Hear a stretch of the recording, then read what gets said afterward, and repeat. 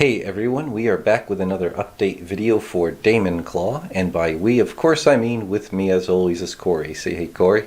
Hey, how's it going, guys? And so the big chunk of progress that will be very obvious will be once we get into level 2. That's what we've been focusing on. Yeah, so we've got level 2 in line with the enhancements we made with level 1. The idea here is to mimic as best as possible, for now, the Mega Drive constraints. So we have this nice slicing in the background to offer way more impressive parallaxing. You know, we have this sort of mist layer at the bottom going across, or fog, I guess you should say.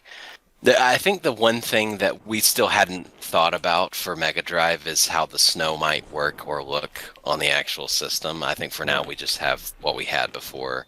Yeah. I'm sure there's a way we can pull that off, but either way, you know, we could do a combination. Certainly the Mega Drive has quite a bit of sprite power, so sprites could be used to get a lot of snow on screen. But the other option is to combine animated snow falling built right into the tile set, but of course that would be behind the characters and explosions and stuff. But then you could use sprites to kind of add that foreground snow that's in front of everything, and together it would be an extremely similar look to this without adding so many sprites on screen that you'd get sprite flicker. But anyway, for you more technical minded nerds out there that are really into the technical side of retro game making, but yeah, just a beautiful job as always, Corey. This extra detail and color that this enhanced background provide just really enriches it. It also moved further away from before it was closer to a more monochromatic level. you had mentioned, well, why don't we try something different, like a sort of sunset close to that sort of background, and that's when it kind of clicked, like, oh, that'll make it way more attractive. You could, because if you just have an all blue level, it feels, it feels like it's lacking something. So yeah, and I wanted to take advantage of that parallax to really push a little bit into the closer to the player, the sort of stormy sky a little bit, because we have this lightning power. It kind of all fits together, I think. So yeah, so with the higher, snow as well. I mean, it makes sense, And aside from the awesome graphic enhancements, I just made a big list of all of the bugs, most of which, some were just have been there for ages or forever, especially level 2, because we hadn't refined level 2 to the degree we had with level 1 or the level 1 boss fight yet. But so I just made a big list, and I was able, thank goodness, now that I'm not in big time crunch time mode with my day job, I was able to go through over the last couple of days and get all of the known, like, really obvious bugs fixed. And probably the most important one for just general quality of the game was, before, I had managed several builds ago to get the horizontal scrolling nice and smooth and synchronized perfectly with the position of the player. Sometimes, several builds ago, there would be like a 1 pixel offset jitteriness, so the player would be moving and the screen would be trying to follow him, but it would, like, every other frame or something, the player would be 1 pixel further to the left or right. So I had fixed that, but then the same issue occurred once we had introduced vertical scrolling. And especially when you're walking on the hill, like, you can't really tell if there's a jitter like that while the character is jumping or in anything really fast action. But when the character's supposed to be walking up a smooth incline on the ground, it was very obvious. And I'll try to edit in footage of the old build so you could see how jerky the scrolling was, where you would see that the character's placement was 1 pixel off from the position of the screen like every other frame.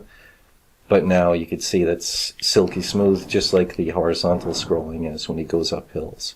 So that was just one of those things that was a nagging overall quality of the game thing that needed to be addressed. So I'm really glad that one's done. And we were able to enhance the map here with the slopes to kind of make it feel like you're gradually going up, climbing the mountain a little bit. This could be, keep in mind, this may not be the final layout for the level. So, like, that may be more drastic in the future, but we're not sure yet. Even the length of the level, we're still a bit... We haven't got to the point of like trying to refine this level as far as the gameplay and challenge that it should present. And there's also going to be an additional sub-boss guy coming up. That's that I'll gonna be making. awesome. So, yeah.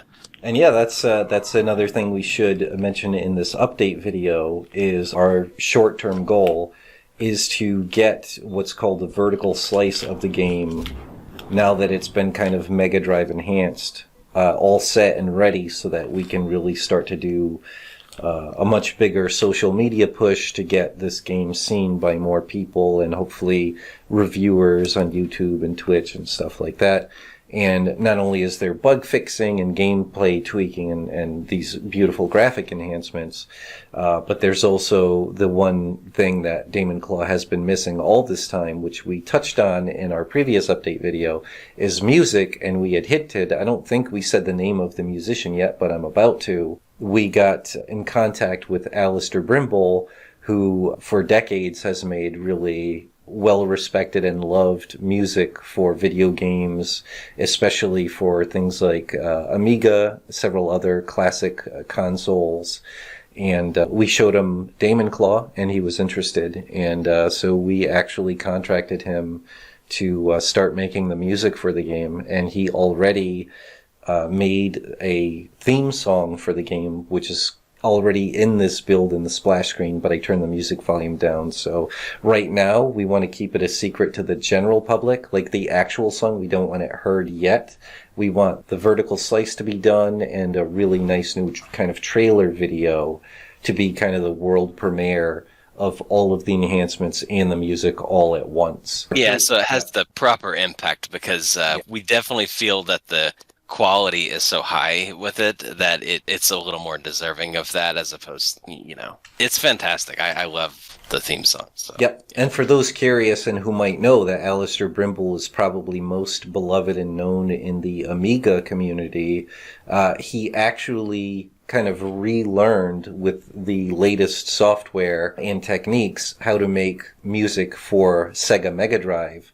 So the theme song he made for us, since we're going with this Mega Drive-based kind of skin for DaemonClaw with this initial build, we wanted the music to match. And not only did he compose a just absolutely beautiful song that Corey and I both think really perfectly fits the style of this game and the mood we wanted to set for the whole game, Mr. Brimble was able to work within those constraints and pick sounds and use samples strategically to beautiful effect. So anyway, point is, everyone watching this video will be able to hear the theme song hopefully relatively soon. It shouldn't take that long to get this vertical slice done and a new trailer video, but the patrons have already heard that, and so far they're all really liking it.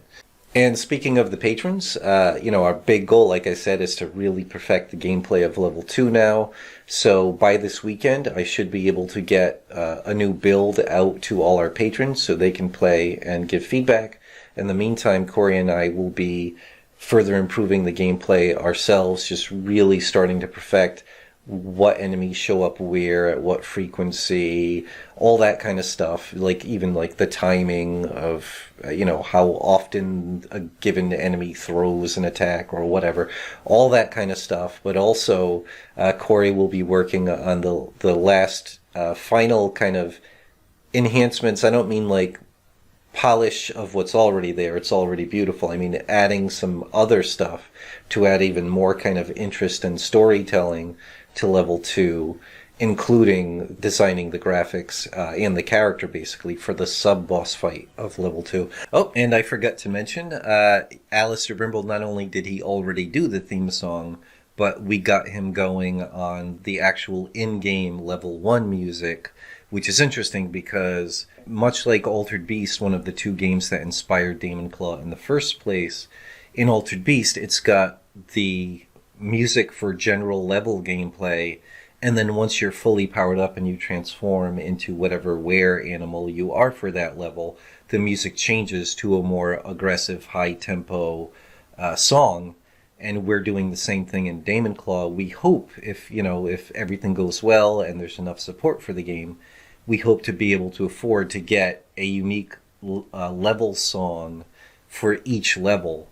But regardless, there's going to be two versions of the in-game music. There's going to be its default version, and then its version when you're fully powered up that's going to swap out some instruments and increase the tempo and do little tweaks to it like that to make it, just sound really, still potentially stay themed to that level if we have a different song for each level, but at the very least be a similar song, but basically high octane version for when you're fully powered up. So that's about it for what's going on in DaemonClaw. A lot of cool stuff is happening in Metro Siege, our other retro game project that we're working on with John and Alex. We'll get into more detail, obviously, in the update video for Metro Siege, which we should be able to record and release in just a matter of days. So stay tuned for that. And that's it for this one. Thanks a lot for watching. If you enjoy our content and want to keep up to date on our games, please leave a like and subscribe. Also, if you want to support our projects, consider becoming a patron. The link's in the description, and we'll see you soon.